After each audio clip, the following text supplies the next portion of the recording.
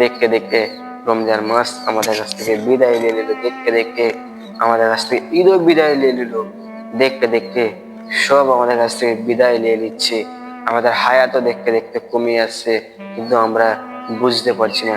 দেখতে দেখতে আমাদের মৃত্যুর পা এক ঘাট কবরে এগিয়ে যাচ্ছে, আমাদের মৃত্যু এক ঘাট এগিয়ে যাচ্ছে, কিন্তু আমরা কিছুই বুঝতে পারছি না, আমরা কিছুই করছি না আখিরাতের তারে। ভাই আমার, সময় কখন আমাদের জন্য দাঁড়িয়ে থাকে না, আমরা এই সময়ের জন্য দাঁড়িয়ে থাকি। ঠিক দেখবেন যেমন একটা ঘড়ি একটা কাঁটার জন্য কখনো অপেক্ষা করে না, করেনি। ঘড়ি জানে, এই কাঁটাটা জানে, আমি যদি দাঁড়িয়ে থাকি, যদি আমি না ঘুরি, আমি আমার না কাজ করি, তাহলে হয় আমার মালিক আমাকে ছুঁড়ে ফেলে দিবে, না হয় আমার ব্যাটারি চেঞ্জ করে ফেলবে। ঠিক সেরকমই আমরা বান্দা, এমন আমরা বুঝছি না। আমরা দুনিয়াতে আল্লাহ তাআলা আমাদেরকে পাঠিয়েছে, আমরা কোনো কাজ করছি না।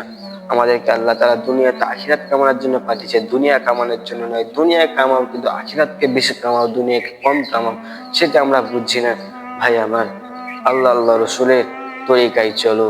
কারণ দেখবেন যদি না আমরা আল্লাহ রসুলের কাজ না করি, যেরকম দেখবেন ঘড়ি থেমে গেলে, খারাপ হয়ে গেলে ছুঁড়ে ফেলে দেয়, আমাদেরকেও আল্লাহ দেখবে জাহান্নামে ছুঁড়ে ফেলে দিবে, আল্লাহ বলা মতন না কাজ করলে। হ্যাঁ।